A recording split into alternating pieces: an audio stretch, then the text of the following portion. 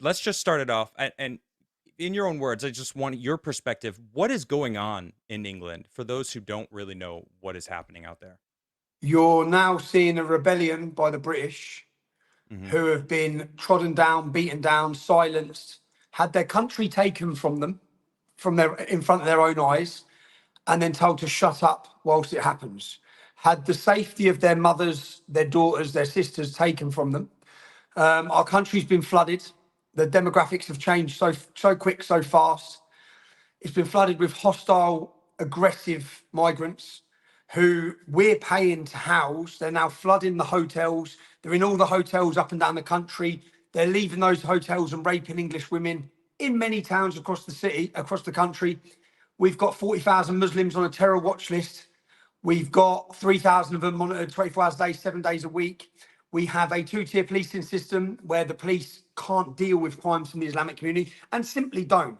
What you're seeing now is the development of 20 to 30 years of oppression by a government and silencing by a government. No one feeling free to say how they feel. And anyone who does speak up is just slammed down and silenced with the racist tag and targeted by their own government. So you're seeing now what could be described as an explosion of that. But what happened it happened in a 7 day period. That's what went on.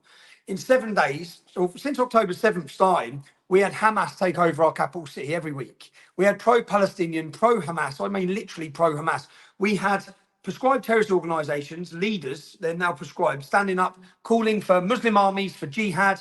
We had imams calling for jihad, flags of Hezbollah, flags of Hamas, flags of ISIS, all of this every week, and many laws being broken in front of the entire British public watching it online, and the police enforced no laws against them. The police literally let them do it. Not just that, they climbed up our war memorials every week and desecrated them. They burned our flags. So the country's watching this play out and getting angrier and angrier. And then on November 26th, these mobs of pro-jihadists said they were going to target our most sacred day, which is Armistice Day, where we remember our armed forces for a 2 minute silence.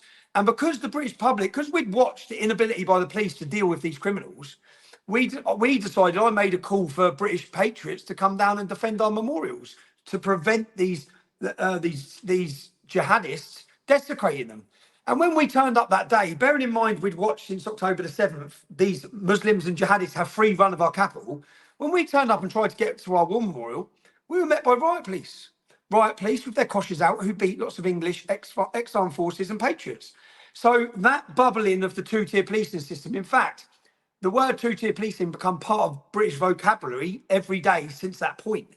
Our Home Secretary, Suella Braverman, brought it up. She lost her job. She was our Home Secretary. She said the Metropolitan Police Force is enforcing two-tier policing. Why are they not arresting the criminals? Why are they not arresting people with swastikas? Why are they not arresting people for calling for gas and the Jews? But then they come down and get all heavy-handed with patriots. So that was the first development, and it was that first demonstration that I organised. I then received legal notification that they were looking at the legalities of prosecuting me for a film that I'd made 3 years prior. I made a film called Silenced. It's currently my pinned tweet. It's currently had 39 million views in 8 or 9 days. And it's a film that I was banned from showing. So I was banned from showing it 3 years ago, but 2 years ago it was leaked online and it was leaked in America. I didn't hear nothing from the police. I organised my first rally in years where we bring thousands. And prior to this rally, the police had, no, after this rally, so we brought thousands. After this rally, there was an anti-Semitism march. It was the biggest gathering of people against anti-Semitism. I went down to report on it. As soon as I got there, the police come in, and this video went viral everywhere. The police come in the cafe and said, "You need to leave London." I said, "What do you mean I need to leave London?" They said, "Your presence here may cause some members of the public, i.e. the Muslim community, alarm and distress." I said, "My presence might cause them alarm and distress." I'm not being funny, but the presence of Hamas in our capital city has caused our whole country alarm and distress every week. We're sick to death of seeing it. They then proceeded to violently attack me. They pepper sprayed me. They handcuffed me first, about 30 of them, and then they pepper sprayed me from point blank range. I was arrested, and then I was charged with failure to comply with their orders to leave the city. But the point of this, the build up to this, is everyone's watching it all now. I've got my X account back. I was censored for 5 years prior to that. So the media could say what they want. They could make up that I'd committed crimes. They could say what they want. and no one Yep. could see the difference. Now everyone's watching exactly what's going on. So people know I Mhm. haven't breached an order. They know I've just gone to work, and they know that I've been violently attacked. But that's not what the media have said. Then they prosecuted me. So for 6 months, I was banned from my capital city. Again, the jihadists, the terrorists, they're not banned from their capital city. I was banned from entering at all inside my capital city. They then arrested me on my daughter's birthday. So all the British public are getting angrier and angrier, more frustrated. Now, the minute I went to court, they prosecuted me, and they got found out on everything. Everything they done was unlawful. They actually edited the forms afterwards. They lied, and the judge found them out. So he dismissed the case, and I walked free. And this was on St George's Day, which is our day of celebration for our identity of who we are as Englishmen and women. And on that day, the police attacked everyone again. The police formed a big barrier. There was no opposition. It was just English people celebrating being English. And they drew batons and attacked everyone. So again, viral all over the internet, all the chat shows is two-tier policing. We're being oppressed. Why don't they deal with the Muslims like this? Every week, the jihadists are on the streets. They don't deal with it. You literally, when they come to our events, they dress in full Robocop riot gear. When they go to a Muslim event, none of them you see getting their batons out. They wear little flat caps and they literally let them do what they want. But we've all seen this now. I've seen it my whole life. I've been talking about two-tier policing for 20 years publicly because I've seen it because I'm in a town that has a 50% Muslim population. So I know how the police them differently. I've seen it my whole life. So we get to, this is all developing. We then hold our first rally. So as soon as I win my court case, I call on British patriots to come and march against two-tier policing. And we had 30,000 people turned up. 30,000 people Huge. turned up. 30,000 and not 887,000 people were watching it live on X. We've gone from censored to within 6 months, bang, yeah. And we're giving a voice to the voiceless and all those people in Britain who were made to feel like they were a fringe voice, made to feel like they're on their own, all of a sudden realise they're not on their own. We're the majority. The majority are against open border immigration. The majority against sexualisation of children. The majority are sick to death of watching what they're doing to our country. But they've made people feel voiceless. So all of a sudden, we said it was the foundations for a cultural movement has been born on the 1st of June. We plan our next day, 27th of July. Again, all the fear mongering on the 1st of June. Police put out statements. These are all no. The headline was Tommy Robinson leads mob of hooligans. Mob of hooligans, Nans, old people, children, disabled people, Sikhs, Asians, blacks. The diversity was huge. But and again, they're digging their own grave because 1 million people are watching live. They saw our event. They know it was peaceful. Then they see the media headlines. So this resentment has been growing, and the hiding of all the rape gangs in the process for 20 years. Muslim gangs have raped their way through our country, and the police have allowed it to happen. There was conspiracy of silence from police leaders, religious leaders, to hide the fact and allow the gangs to carry on. I know that sounds insane. We started talking about it in 2009. I formed an organisation called the English Defence League. We took to the streets in our thousands, screaming and crying for help because our daughters were being raped in every town and city. 2015 comes, the government do an in-depth investigation and report, and they report that the gangs hadn't been prosecuted in Rotherham, Telford, Oldham, Manchester, Oxford, because the police were scared of being branded racist. Now, to understand, because I'll just go off on one now, but to understand what crimes were going on, in Telford alone, I've done a 5-part documentary series called The Rape of Britain. It's that in Telford, there was 1,000 victims. That's how many girls were identified as victims in the police investigation. 5 of them You were say, murdered. I'm sorry, 1,000. 1,000 in a small town. Wow. Small town, 1,000 victims, 5 are dead. 5 are dead, yeah? 5 have been murdered in that one town. That one town, the police identified 200 perpetrators from the Muslim community. The Muslim community in Telford is only a 1.7% population. This is why I focused my documentary on Telford, to show people the scale of the problem, because we could do it in this town. I spent 18 months getting to know the survivors of the rapes, and we met loads of them, dozens of them.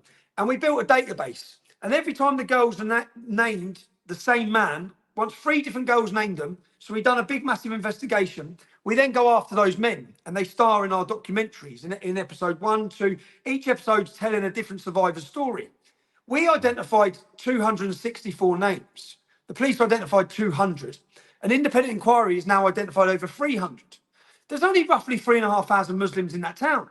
Once you get rid of the women and the under 16s, there's approximately 1,000 men. So out of 1,000 men, the police identified 200. 20%. We identified 25%. This is not a small number. This is insane figures. And out of that True. 1,000 men, they've raped 1,000 young English girls. And this, but the worst thing about all of this, so your viewers understand what was going on. One little girl had a hot iron rod with the letter M heated up, and they scalded her bum on her bum cheek when she was 12 years old because she was the property of Mohammed. Another little girl had her tongue nailed to a table. Other little children were taken out to woods and had petrol poured over them where they pretended to set them on fire. They tortured these girls. They after raping them, they'd urinate on them. They'd spit on them. This wasn't sexual gratification. This was about taking the most vulnerable thing to us, the most cherished thing to us as English men, which is our daughters, and destroying them. And the whole time this was going on, the police done nothing. They done nothing. This happened to my cousin when we was growing up, and the police literally just say she's a drug addict because she was a drug addict at 14 years old because they hook them on drugs. So the police weren't helping. But this is the darkest stain on British history, these crimes. And we now have 65 cities where where the police have identified these gangs operating. But they're operating in every city with a Muslim community. They've raped their way through our nation, and we're supposed to celebrate diversity as it's happening. And if you complain about it, when I first started talking about it, I was called a fearmonger, a liar. No one believed us. And then Well, worse, you're supporting them with your taxes also. We're paying. You're Yeah, literally you're paying for them. Bro, two dads got together in Rotherham. Rotherham has 1,400 victims. That's the numbers for that was in a 16-year period. 1,400 victims in Rotherham. Wow. Some are dead as well. Now, two dads got together. They went to the house where the Muslims are raping their daughters. There's about 8 Muslim men in there. Two dads have come. Their 13-year-old girls are in the house. They start kicking off at the door to get their daughters back.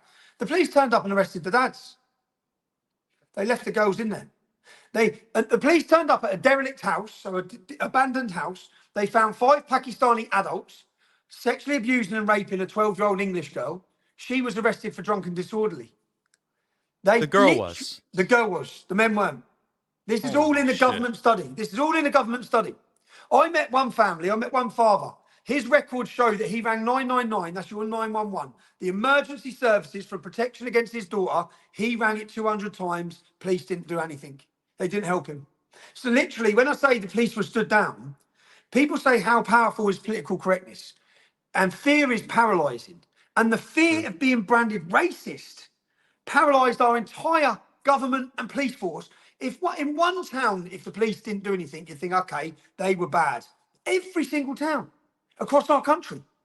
That's not. It is a conspiracy. You've all conspired together with the government and police not to allow a generation of our daughters to be raped at the altar of multiculturalism, because you don't want to. And so when someone like me comes along from Luton Town, working class, and I start getting people on the streets and highlighting this, obviously they have to shut us up, because if people know the reality, all of them have got dirty hands. And the reality is, this is the reality of open border immigration.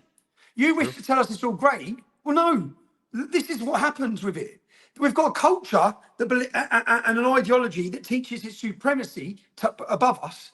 It teaches hatred against us, non-integration, zero assimilation. We've got total Islamic ghettos and enclaves where you could walk down the street, you won't know where you are. You could be in Kabul. You have no idea. Half of these Muslims now don't even meet non-Muslims in these areas. I went to England for the first time last fall in September. And I landed, I got off the plane, I took a train, and I didn't hear English for the first hour and a half that I was there. I didn't hear English. Was you in London? Yeah, it was London, yeah. Yeah, get out of London. London's not England anymore. London is not England anymore. I think English people are 30% in London, 33% white English people. Wow. And that's happened in 50 years. So if you want to, and that's the blueprint for the rest of the country. So what's happening now is, as I said, we went from 30,000 on the 27th of July. We held 100,000 people. That is the biggest patriotic gathering in England's history of patriots in one place. 100,000 people. Amazing. And we've done it totally peacefully. So all these now, the narrative they're trying to spin now. So we had 100,000 people. We had a celebration of our culture, our identity, but we also sent a message to the establishment. A message is, this is David versus Goliath, and David's ready to fight. David has been beaten down for so long, and there's more of us than there are of you. And we are now getting ourselves organised because we've been asleep. People talk about the British lion, that it's been sleeping. We've awoken it now. And I can sense, I have the benefit, I've been involved in this for so many years, that when I used to walk down the street, I'd get certain reactions, some people on side, some people disliking me, a love and hate relationship with the public. Now, everyone loves us. Everyone's on our side. So I can see the public have awoken. I think that Yeah. all the lies they were told about us after COVID, after vaccines, after lockdowns, it was all right when we were getting censored, but then it was doctors, nurses, scientists. People are realising the media and the government's agenda. And they're now seeing, because I grew up in Luton, I saw it, but many people didn't. Many people lived in affluent areas that aren't affected by Islam. So they just didn't understand what we're talking about. Now, with the use of social media being so prevalent and everyone having their phones in their hands, they're watching and understanding. So the British public Sure. are ready to listen. 100,000 turned up. We had, again, I think it was 800,000 watching online. We held a massive, successful event. And since that day, the next morning, I drove to the border. I was arrested and detained under the Terrorism Act, under Article 7 of the Terrorism Act. What they say, and Article 7 reads about preparation and instigation for the preparation of acts of terrorism. And the officer said, we know you're not doing that, but these guidelines give us the opportunity. You give us your phone, you have to give us your phone, and you do not have a right to remain silent. And I'm like, Wow. what? They said, so we're now going to interview you for 6 hours. If you don't answer the questions, you break the law, the Terrorism Act. You will be prosecuted and charged under the Terrorism Act. I'm like, their first question was, what do you think of the UK? And I said, it's a tyrannical shithole. And they said, well, why did you say that? I said, I haven't committed a crime. You're holding me under the Terrorism Act. You're holding me under, and the questions you're now asking me, they asked me about, they actually said to me, how do you envisage you're going to stop the Great Replacement?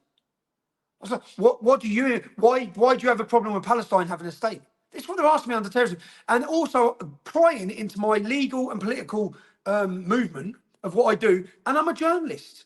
So I then Wow. point out to them, as a journalist, my sources of information, you can't have them. You are corrupt. In every one of these grooming gang scandals in our country, in Rotherham, police got rid of the evidence. We exposed in our 5-part series the senior police officer was taking money from the Pakistani rape gangs. So you've Wow. got corrupt. It's insane. You've got corrupt officers in every town and city. Girls have been in danger. Some have been killed. The girls turn to us because they don't trust you. I've told their story. We've exposed in our next episode allegations of rape with members of political MPs now, yeah, who have been involved in it in this town in grooming young girls. You're not having Wow. my phone. Like, and then I have to give them my PIN code. So when I didn't, they arrested me. And then they brought me to the police station to be charged under the Terrorism Act. And so this is the problem. Under terrorism, and it's the same as the Patriots Act, under terrorism, they bring in these new laws, which that we're going to deal with it. But then they use them against us. And then they take your civil liberties. And then Yep. they infringe on your rights and it's like, I haven't committed a crime. And this was straight after 100,000 people. Now, after this, just so that you understand it, you're looking at the country burn.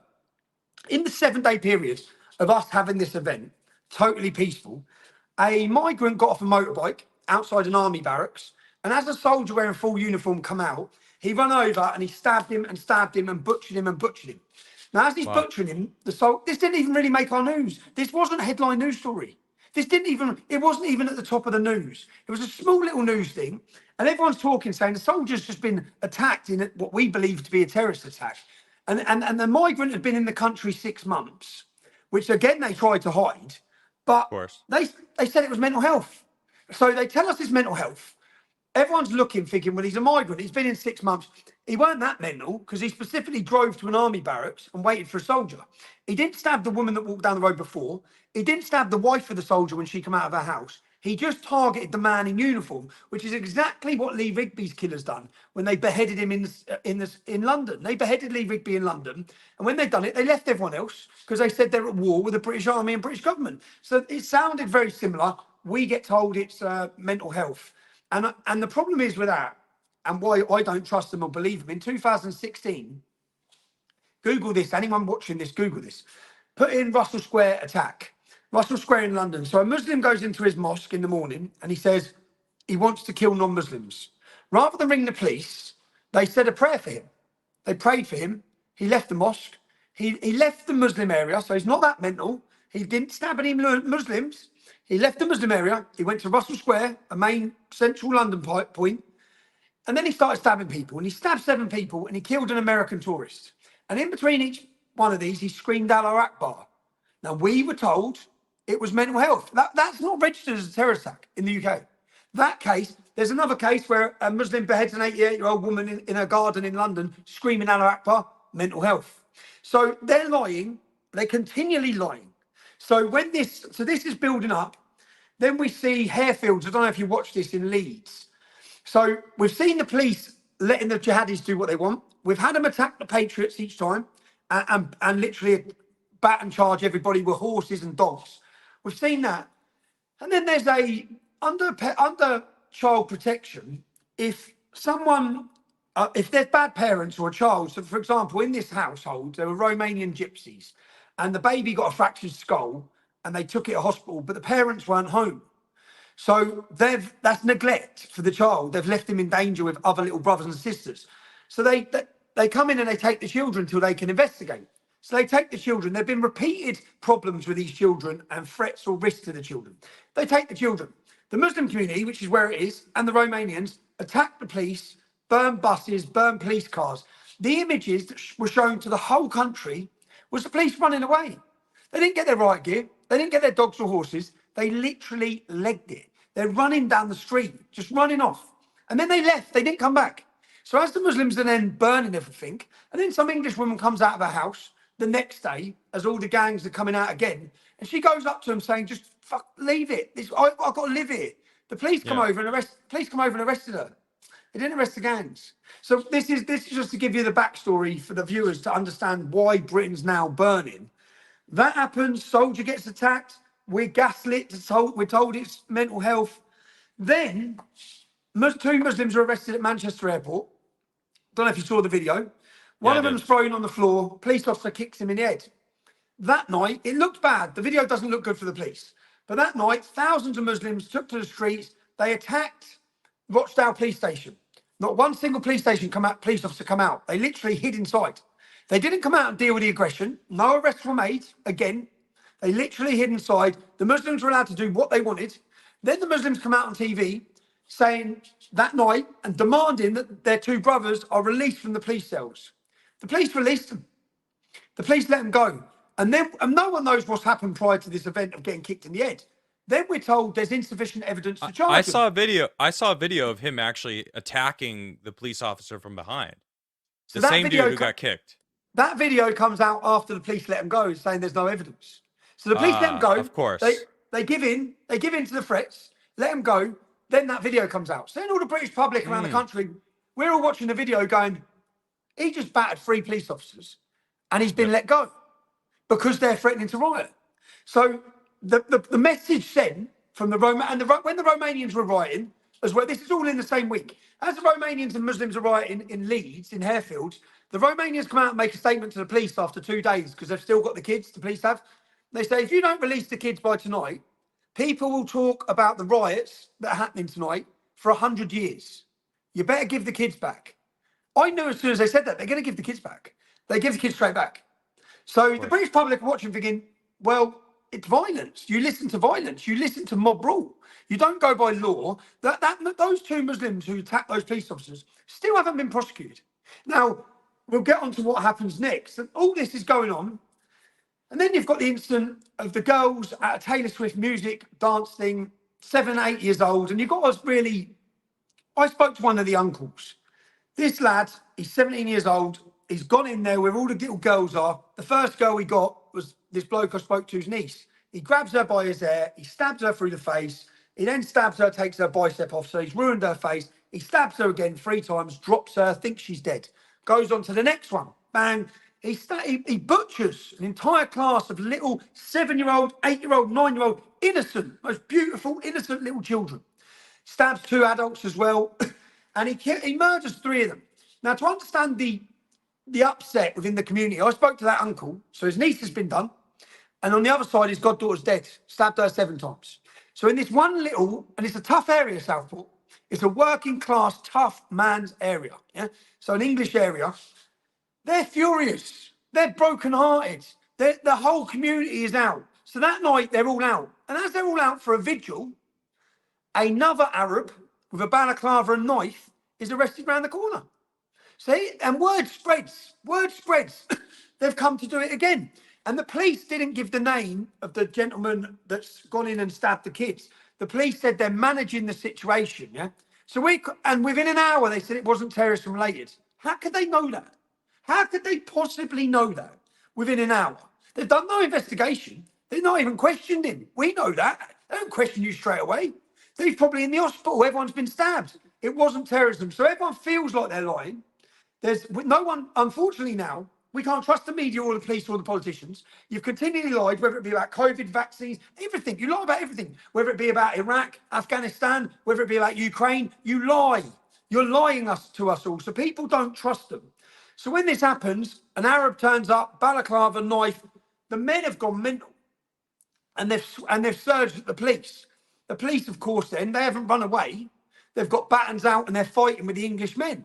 The English men, and there's a mosque at the end of the road. And all these clashes have taken place. Now, at this time, I've nothing to do with it at all. Nothing at all to do with it. The people are shouting, save our kids, save our kids. The British public are furious at everything that's gone on up till this point, at being called racist. So. Yeah, rightfully so. And rightfully so, because they're flooding our country. Our children aren't safe. Our children are being raped up and down the country. And nothing's being happening. The government ain't taking any new measures. They just keep bringing more. The borders are still open. They're bringing more men in and they're putting them straight into our towns. And everyone's watching videos online every day of girls being harassed, migrants stabbing people, migrants committing crime, rape, everything, murder from these hotels. So people are furious. It's built up. All this goes on. And then they get to, and then that night, this is when I knew they're coming for me. That night, the police made a statement saying it's the English Defence League. Now, I led the English Defence League. I founded and started the English Defence League in 2009. It ended in 2015, 2014. It's been gone for a decade. There is no English Defence League. So when they said that, I thought, this was all local men. This wasn't an organised far-right mob. It was the community. Why are they saying it's the far right? And straight away it come out far right, far right, far right. I thought, well, what that does is it means the government don't have to deal with the problem. Because rather than accepting and telling the world the public are out and they're furious, they can blame it on the ideological group of far right. So they said, right. Tommy Robinson, and then they're all associating it with me.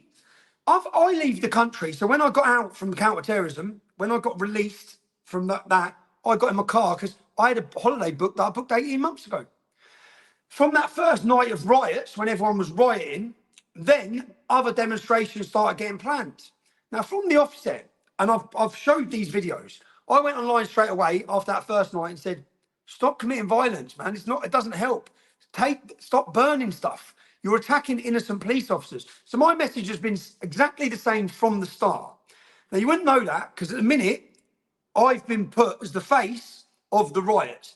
It's been said by the media, politicians, police, that I have instigated and incited violence. There's not one single bit of evidence of that, but they've now painted the picture.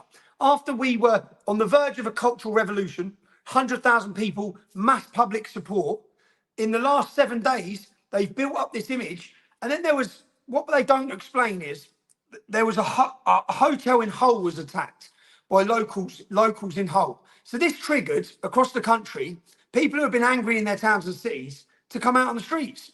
And in Hull, a migrant asylum seeker that we're paying for left that hotel and stabbed a pensioner to death while shouting, "This is for Palestine."